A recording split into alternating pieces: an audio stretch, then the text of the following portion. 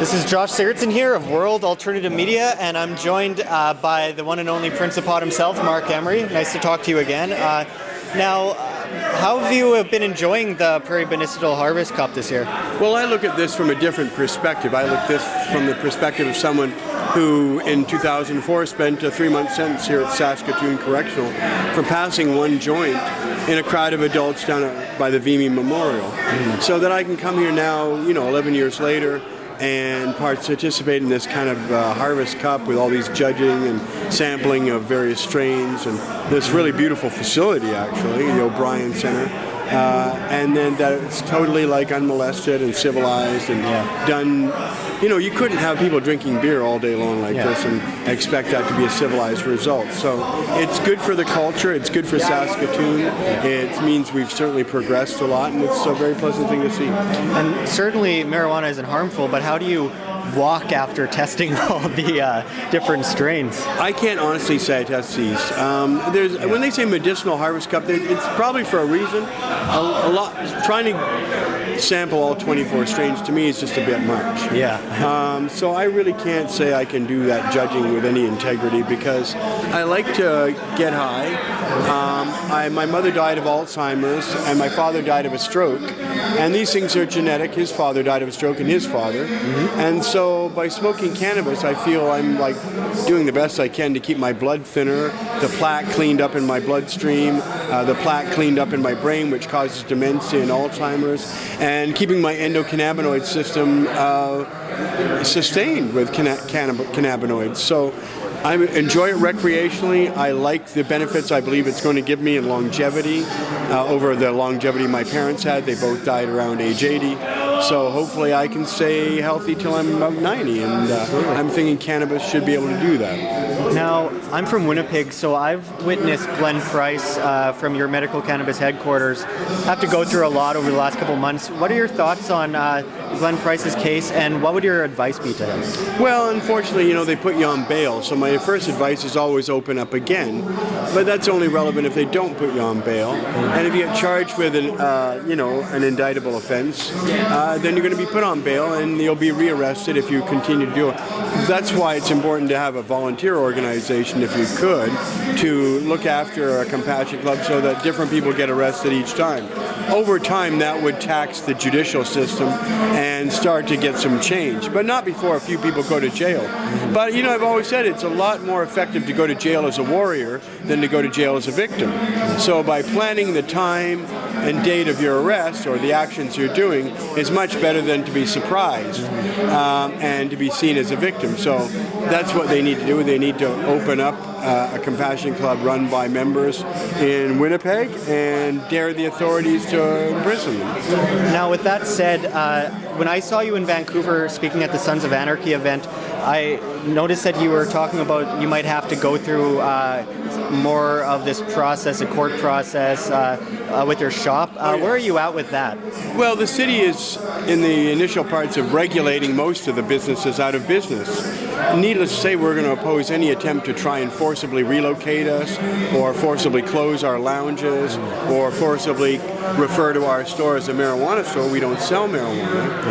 And yet, because we sell seeds or we advocate for medical marijuana, these things all of a sudden qualify us for a $30,000 licensing fee instead of a $250 licensing fee and give us the reputation of being a marijuana store, of which you're discriminated against as to where you can open. Whereas any other shop selling what we sell, pipes, bongs, vaporizers, can get just a standard retail license and set up anywhere. So we have our battles with the city to go. But the federal election will determine some things also. So we have a lot to see yet. Now, I know you're a libertarian. I also know that you are supporting Justin Trudeau this election. Now, apart from, of course, him standing up for the legalization of marijuana, which is very good, of course, do you have any criticisms of him? Because I know that there's a lot more to human rights, of course, than marijuana, as important as marijuana might be. No, I don't have any criticism of him. I'm really not into criticizing any of the other leaders anyway. To me, people already have their feelings about the other party leaders. I just want our people who think marijuana legalization is important to get out and vote for the Liberal candidates. I'm single-minded about this election, and I don't have any other agenda or any other issues that are of remote concern to me. I'm looking at who realistically will form the next government and how we can make that most attractive to our My Legalization agenda.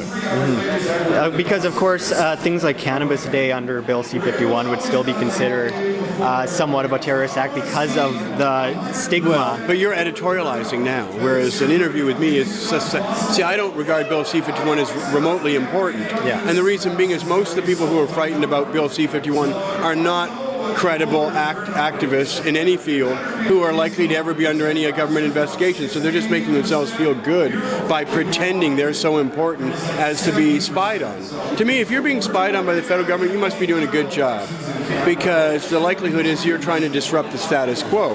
But I don't think any of these people who worry about Bill 51 are that brave.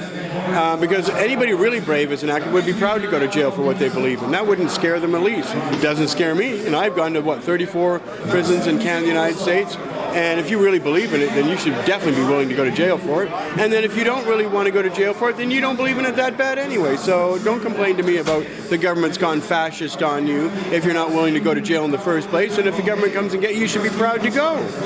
Sure. Because we don't suspend all our other democratic institutions because the government thinks you're a spy or a terrorist or some kind of thing like that. Basically, the government is playing its race card in a sense, right? The Conservatives are playing that all the time. Right? Now there's a hotline for reporting barbaric foreign practices. Well, there's already 911 for that, right? So it's just race baiting. And like the niqab, like it's stupid. A veil that affects virtually nobody in Canada is dominating the discussion, where something like marijuana, which affects hundreds of thousands, if not millions of people every year, people tell me, oh, we shouldn't vote on marijuana because it's a single issue. And yet we're having a discussion about the niqab, which is a completely, utterly irrelevant sideshow in a civilized democracy. Yeah. Well, as a libertarian, of course, politics is politics, and I know we both are aware of that. But I really do appreciate the work, and it's been very noble what you've done over the years for the cause of marijuana. So I thank you for speaking with me again. By the way, I think Tim Moen's doing a great job of the libertarians. And typically, I believe that in politics, libertarians should join all the other parties and make all these socialist parties far more libertarian than concentrating all the great libertarian minds in a small minority that has little chance of getting elected. So, I think the libertarians should systematically join the other parties and influence them towards libertarian means, and I think that would be helpful. Absolutely. Well, thank you very much. All right.